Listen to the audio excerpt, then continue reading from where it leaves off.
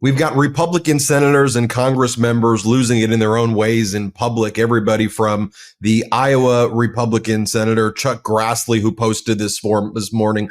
Farmers are very upset about Argentina selling soybeans to China right now after U.S. bailout of Argentina. Still zero USA soybeans sold to China. Meanwhile, China is still hitting USA with the 20% retaliatory tariff. Need China trade deal now. Farmers need markets to boost farm economy. As our editor-in-chief, Ron Filipkowski, writes, why can't farmers sell their products, Chuck? Why is that happening? What is your opinion on the bailout by the Trump regime of Argentina? Did you do anything other than beg for this corporate welfare for the farmers? What are you doing, Chuck Grassley? And then meanwhile, you have MAGA Republicans knowing and seeing this economic calamity that they and Donald Trump created, pushing us closer to a shutdown. October 1st would be the day of the shutdown. MAGA Mike Johnson has canceled work on the 2 critical days before the shutdown, after Donald Trump has also ordered the Republicans, don't even talk to Democrats, don't have a conversation with them, don't speak to them, yet alone negotiate with them when you actually need Democratic votes to get a budget passed. And while all of that's going on, you've got the MAGA Republicans throwing the red meat at their base. But it's more than that. I mean, they're just outright saying that we're going to prosecute Donald Trump's political enemies, even where a Republican United States attorney in the Eastern District of Virginia said there's no evidence at all to support prosecutions. But Trump brought in his lackey, his stooge, his personal attorney, Lindsay Halligan, who's got like no experience doing this at all. She's the one who said, there's too much discussion of slavery at the African American Museum in Washington, D.C. She's now the United States attorney in the Eastern District of Virginia. And all on Fox all day was, we're going to prosecute James Comey, Donald Trump's former FBI director. This is Greg Stube, MAGA Republican Congress member. Play this clip. Can you tell us about this as a member of the Weaponization of the Federal Government Select Subcommittee? Well, it's about time. Americans have waited for this for a long time. We saw the Russia collusion hoax, the complete compromise of the deep state. That was all under Comey's leadership. I believe because of all of those things that we now know, they used the intelligence apparatus of our federal government to perpetrate a fraud upon the American people, that the Trump campaign was colluding and conspiring with Russia. In my opinion, he should be charged with treason. But obviously the DOJ doesn't want to go that far. They found something that they can charge him with. He obviously lied to Congress because he knew either he's lying or McCabe is lying. And obviously they have evidence from either communications or something that it's a basis of this grand jury indictment. It is a long time coming where the American people want to see justice of all of the brokenness of our federal government over the last decade. We saw Donald Trump a few weeks back in Alaska having the United States military get on their knees and literally roll out a red carpet for Vladimir Putin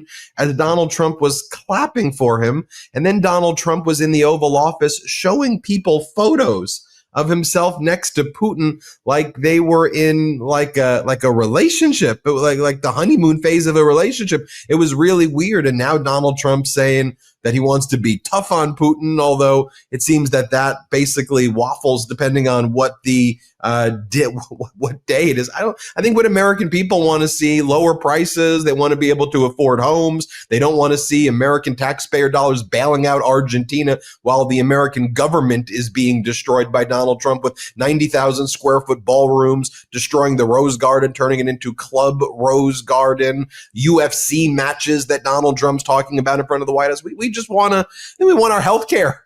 Let's bring in Democratic Congress member from Colorado 6th, Jason Crow, Congress member.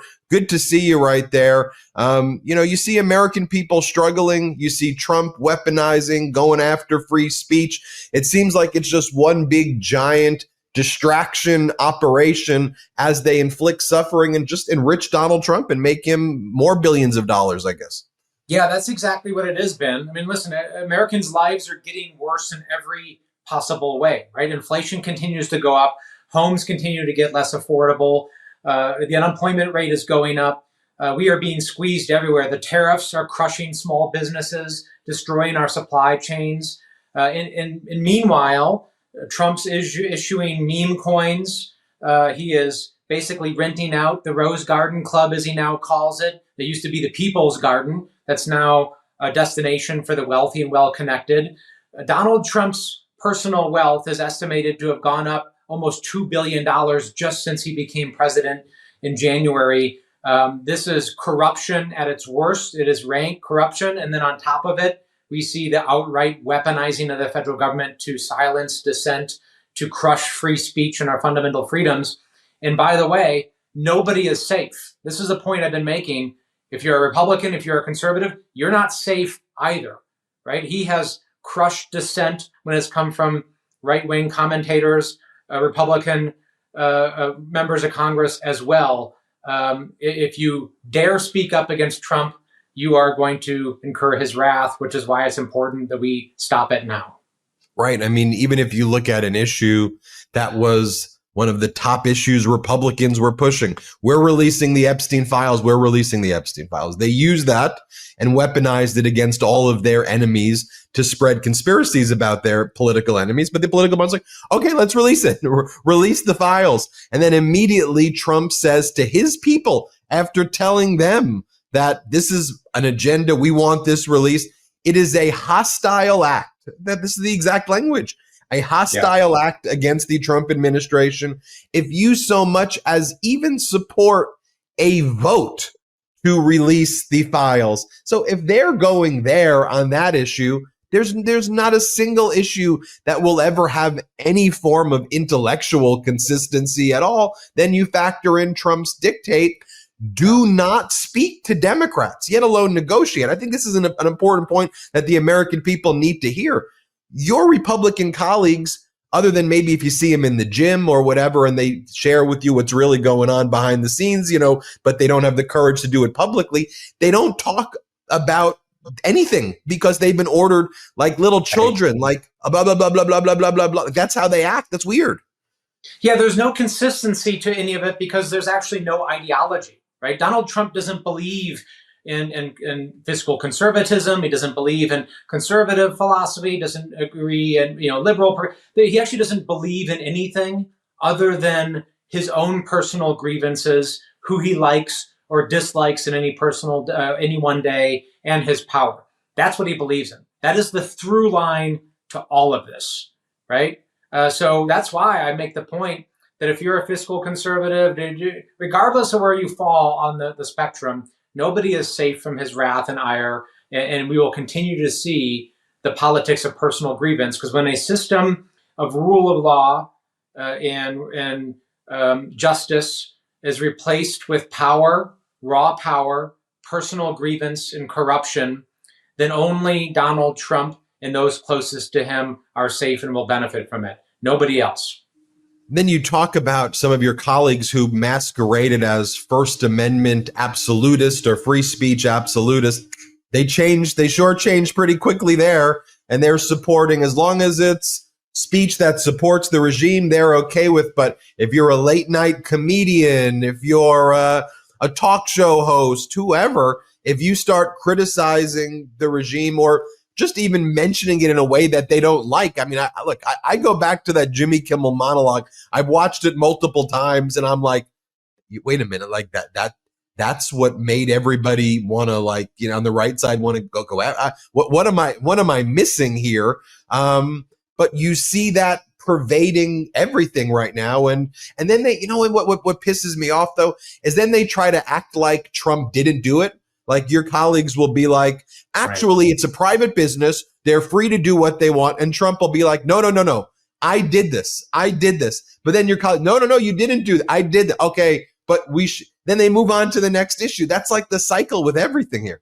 Yeah, it is. I mean, I went to war 3 times for this country to defend the right of people to say things that I disagree with, right? Because there is nothing more important than the ability to speak up against power, to have freedom of speech, into dissent, right? Well, what is more American than dissent, right? That is literally what our country was based on and how we came to be a nation, dissenting against power and authority. And when we lose that, everybody loses it. And this is the point I've been making to Republicans and independents and unaffiliates and everybody else. Like, this is an attack on all of us, including you, right? Because if you think you're safe, you are not paying attention to history. And it shows that very, very clearly. So the other thing we're seeing is the cowardice and the cowing of those who are at the top, who seemingly have the most power and are the most elites, large law firms, some of our most elite universities, CEOs of media conglomerates, business CEOs going to the Oval Office and bending the knee. Those folks are collapsing and bowing to greed and cowardice in so many ways. Meanwhile, we see profiles of courage of regular everyday Americans who are showing up and protesting, pushing back, putting themselves in between their community and children and federal agents who are refusing to be cowed. Right? People like Yeoman Wilder in New Jersey, a Little League baseball coach. I used to be a Little League baseball coach, so he's a man after my own heart, putting himself physically in between agents that showed up and were harassing his Little League players and said, you can't be here, and said he would be willing to give his life to protect those kids. Like, there are profiles of courage everywhere, so that's where we need to be looking.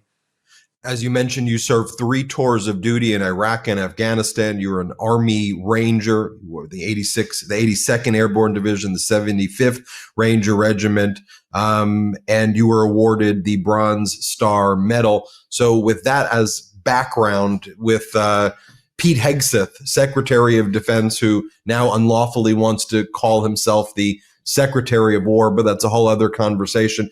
He's apparently summoned all of the military generals, top commanders, admirals, to gather on short notice without a stated reason at a Marine Corps base in Virginia next week. People are confused. Generals, admirals are confused. They're going to have to leave where they were working. One of the things, too, that was odd about this story that I'll note as well, and it was broken by Washington Post. It says, in a statement Thursday, Pentagon spokesperson affirmed that Hegseth will be addressing his senior military leaders early next week, but offer no additional details. And here's the chilling part, Congressman Crow, which I don't think is getting enough attention. They also go, the Pentagon voiced no objections to the Washington Post reporting about the meeting. And we know the dictate that there is a requirement now that reporters determine if there's an objection from the Pentagon about whether you can report on them. So to me, that disclaimer is chilling, but we'll put that aside for now, though. Just based on your military experience, though, this meeting, what do you make of it? Well, it is chilling, and I'm hearing about it. I'm a member of the Armed Services Committee and the Intelligence Committee, so I'm hearing about this for the first time this morning as well. And I'm troubled for a couple of big reasons. Number one, Pete Hegseth and Stephen Miller and Donald Trump have outright said they're going to try to purge the ranks of the military of people that don't agree with them, that have different thoughts, different politics. And that is just so un-American and antithetical to our system and dangerous for our system of nonpartisan national security and military personnel. That's number one. Number two, they fired a lot of the senior JAG officers. Let's not forget at the beginning of this year, they started to purge the ranks of these judge advocate generals, these military lawyers whose job it is to apply the law and to advise senior commanders about what's constitutional and what's not. They have purged those folks. In addition to that, they have fired without cause some of our senior, most experienced generals and admirals from our ranks, just because, in some cases, because they're people of color, they're Black, they're Hispanic, they're women. They have fired those folks. So that is the context by which this meeting is being called. And then on top of it, as you point out, Ben, this is actually just dangerous for our national security, right? This is unprecedented. And the reason why we don't have all of our top commanders and generals coming at once is because they are doing important jobs. They are running missions. They're doing operations. They're meeting with foreign militaries. They are around the world protecting our country and protecting Americans. And to pull them all at once to one location poses an extreme risk that a ball is going to be dropped and people are not going to be at the wheel in someplace important, and poses some extremely tough questions for me. You know, before we go, we're seeing a new Quinnipiac poll that came out today that shows that Donald Trump's overall approval now is only 38%. His approval on the economy, 39%. On trade, 39%. On National Guard into cities, 42%. On immigration, which is supposed to be his best issue, I put that in quotes, 41% right there. He's a deeply unpopular, failing, plummeting presidency. If this was anybody else, it would be reported that way. But it seems that both in terms of how the Republicans are treating him, they'll say he's never been more popular. And the way corporations and everyone treat this guy, you would think that his approval was 75, 80%. Americans hate this. Like, we despise what this guy is doing right now and how he's destroying the very fabric of America. Yet these leaders are the ones capitulating, not the people, right? The people are standing up. The corporate leaders, they're failing in such a big way. So what do you make of this moment before we go? Well, one of the things that is keeping me awake at night right now, many things, but one of the things on your point right now is that they're acting in ways that they're not concerned about the election, right? They are doing things that are deeply unpopular. Their approval rating continues to go down. That is, Republican members of Congress, this administration, and they don't seem to be worried about it, which raises the obvious question, what are they going to do, right? I mean, we already know they're trying to rig the election by redistricting, mid-course, that they are trying to stack the deck in their favor by gerrymandering as many states as possible. We already know that they have defanged the FEC, that the FEC isn't enforcing laws, that they're not actually doing the job to make sure people are abiding by campaign regulations and rules. We know that. What else are they doing or planning to do that allows them not to be worried about their vast unpopularity and the fact that the American people are rejecting what they are doing? It worries me, and we have to be very diligent. And we have to mobilize, frankly. And that's why I am recruiting candidates around the country for a massive surge to push back and to retake districts around this country and to win decisively, because that's what we need to do in this environment. Talk to us finally about that. I want to leave people with what are we doing versus just what is happening, and talk to us about your efforts, what you're doing to recruit candidates and what that looks like, and what the American people can do right now. Yeah. For me, Ben, this is all about the midterms. If we don't win in the midterms and reestablish a check in Congress and retake power, we're in deep trouble as a nation, and our democracy is in deep trouble. And we have a very narrow battlefield. We have about 35 seats that we need to flip. These are red seats where people voted for Donald Trump or somebody who supports Donald Trump. And we need the best possible candidates that can run local campaigns, that can deliver a strong message, that can lead with competence and win in tough places. So I am relentlessly focused on finding and supporting those candidates so we can win and we can reestablish a bulwark against this runaway presidency. Congressmember Jason Crow, Colorado 6th Congressional District. Thanks for joining us. Thanks, Ben. Everybody hit subscribe. Let's get to 6 million subscribers. Want to stay plugged in? Become a subscriber to our Substack at MeidasPlus.com. You'll get daily recaps from Ron Filipkowski, ad-free episodes of our podcast, and more exclusive content only available at MeidasPlus.com.